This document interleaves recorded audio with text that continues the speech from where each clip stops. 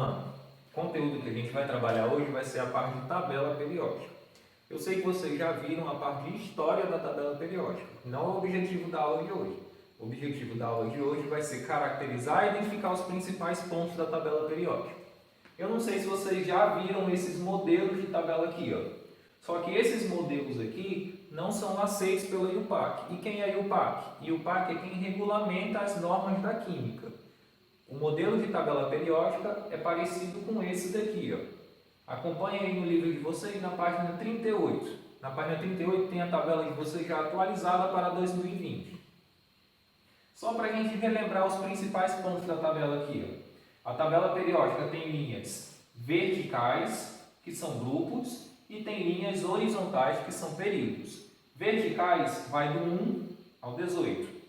Horizontais vai do 1 ao 7. Antigamente eu era separado em grupos A e grupos B. Não é mais desse jeito. Hoje é separada do 1 ao 18. O grupo A recebe o nome de elementos representativos. Então, quem são os elementos representativos? É a extremidade da tabela periódica, a família 1 e 2, da 13 a 18. O centro da tabela periódica recebe o nome de elemento de transição. No caso, eu tenho transições interna e transições externa. Esses dois grupos abaixo, que são os lantanídeos e os actinídeos, são de transição interna. Esses outros grupos aqui são de transição externa. Família 1 recebe um nomezinho especial. Todo mundo da família 1 recebe o nome de metal alcalino. Todo mundo da família 2, metal alcalino terroso. Família 13, família do boro. Família 14, família do carbono. Família 15, família do nitrogênio. 16, calcogênio. 17, halogênio. 18 são os gases nobres. Cuidado com o hidrogênio. Por que cuidado com o hidrogênio? Perceberam que ele não está na mesma cor que os metais alcalinos? Por que ele não está na mesma cor dos metais alcalinos? Porque ele não pertence a esse grupo. O hidrogênio está aqui em cima dos metais alcalinos, unicamente porque o número atômico dele é 1. Se for perguntado a vocês quais são os metais alcalinos, você vai falar do lítio até o frâncio. O hidrogênio ele não pertence aos metais alcalinos. Essa tabela aqui é uma tabela que você encontra nesse site, que inclusive na aula passada eu mandei vocês fazerem um trabalhozinho, incluindo essa tabela, ou pelo aplicativo da Play Store. Essa tabela é uma tabela interativa, que na hora que você vai clicando nos elementos, ele vai aparecendo as características principais dos elementos. As características, onde ele é aplicado e tal. Nessa tabela dá para a gente identificar quais são o estado físico desses elementos, se ele é sólido, líquido, gasoso, ou se ele é artificial, ou um elemento sintético. Todos os elementos que têm a letra preta vão ser sólidos. Todos os elementos que têm a letra azul, que são, no caso, o mercúrio e o bromo, são líquidos. Os que têm a letra vermelha, que é o caso do hidrogênio, gases nobres, nitrogênio, oxigênio, flúor e cloro, são elementos do estado gasoso. A parte de baixo da tabela periódica aqui, quase toda ela são de elementos sintéticos, elementos artificiais, que eu não consigo identificar se ele é sólido, líquido ou gasoso. Uma novidade nem tão nova assim é que em 2016 a tabela passou por uma atualização. Ela foi incluída 4 elementos na tabela. Esses 4 elementos aqui, se vocês olharem no livro de vocês, já vão ter o nome oficial deles. Por que o nome oficial? Porque os elementos da tabela, quando eles vão para a tabela periódica, eles recebem um nome temporário. E esse nome temporário, lembra da origem do nome dos elementos?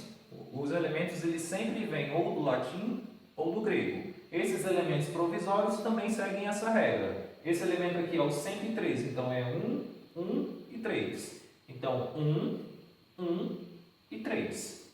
Esse elemento é o 115, então é 1, 1, 5. Esse é o 117, 1, 1, 7, 1, 1, 8, que é esse elemento aqui. Ah, Bruno, e hoje são apenas 118 na tabela periódica? Não. Tem tabela periódica que já está utilizando 120 elementos. Ah, e por que esses 120, esses dois últimos que foram descobertos, não estão na tabela periódica? É porque para ele entrar na tabela periódica, aí o PAC que regulamenta. Então você tem que provar aí o PAC que esse elemento ele é um elemento estável, que ele já pode ser caracterizado como um elemento químico. O elemento 119 foi descoberto em 1985, o elemento 120 foi descoberto em 2008. Eles não entraram ainda na tabela periódica porque os cientistas ainda não conseguiram estabilizar esses elementos. Mendeleev. Eu disse para vocês que eu não ia falar da história da tabela periódica, mas eu não consigo falar da tabela periódica sem falar do pai da tabela periódica, que foi, no caso, Mendeleev. Inclusive, tem esse livro aqui, ó, que eu aconselho vocês lerem, se puderem, que é O Sonho de Mendeleev, que conta o desenvolvimento da tabela periódica. Qual foi a principal contribuição de Mendeleev à tabela periódica? A principal contribuição do Mendeleev foi organizar a tabela por períodos e grupos. Bom, então atualmente a tabela são 118 reconhecidos pela UNTAC. Já existe tabela com 120, vale ressaltar isso. Mas na época de Mendeleev, que foi em 1869, só existiam 60 elementos. E como é que ele fez uma tabela que cabe 120 elementos? Mendeleev, como ele separou em grupos e períodos, algumas lacunas ele colocou um ponto de interrogação. Esse ponto de interrogação significa o quê? Que daqui a uns anos alguém vai estabilizar um elemento que vai se encaixar nessa lacuna.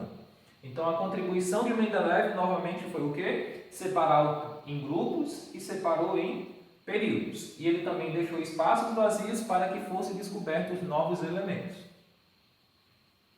Monselli. Qual foi a contribuição de Monselli para a tabela periódica? Monselli percebeu alguns erros que Mendeleev cometeu ao desenvolver aquele modelo de tabela.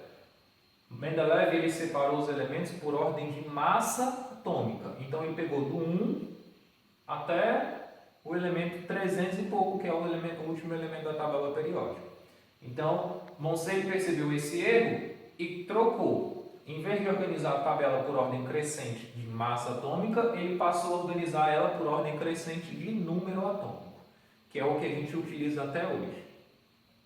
Seaborg. Qual foi a contribuição de Seaborg? Seaborg ele incluiu mais um grupo na tabela periódica, que foi o grupo dos actinídeos.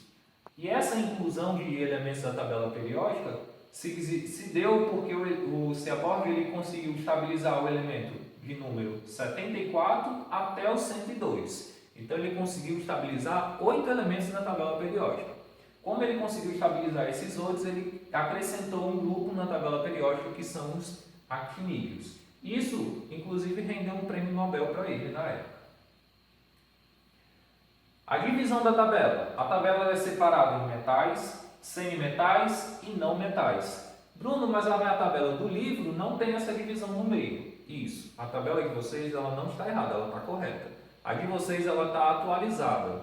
Na última atualização não se tem mais os semimetais. Esse grupo aqui que está em laranja passou a pertencer ao grupo dos não metais. Então hoje a tabela é separada em metais e não metais. Aqui eu coloquei algumas frases para vocês lembrarem dos principais grupos, que são os elementos representativos. Essas frases aqui eu vou deixar no porta-arquivo para vocês verificarem depois e decorarem os elementos. Ah, mas eu preciso decorar o 118? Não, você não precisa decorar o 118. A tabela ela tem que ser utilizada como meio de consulta. Então, sempre que for necessário, vocês vão precisar consultar a tabela periódica.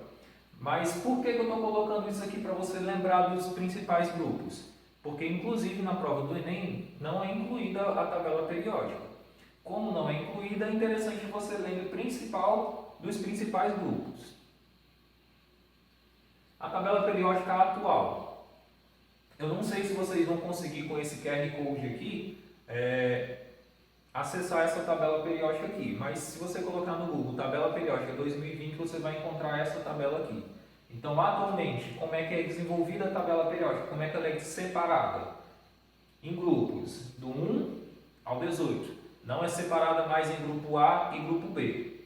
Períodos, vai do 1 ao 7. Por que eu coloquei mais um grupo aqui? Lembra que eu falei que existe em tabela que entra o 119 e o 120 Esse daqui foi o último elemento, que foi o elemento 118.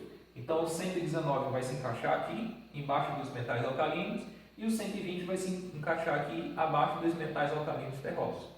Com essa inclusão desses dois, vai ser incluso mais um período na tabela periódica. Separadas em elementos representativos, que são as extremidades, e elementos de transição. Lembre que tem duas transições, transição interna e transição externa. Tudo bem? Até a próxima aula. Na quarta-feira eu posto as atividades sobre tabela periódica para vocês. Um abraço.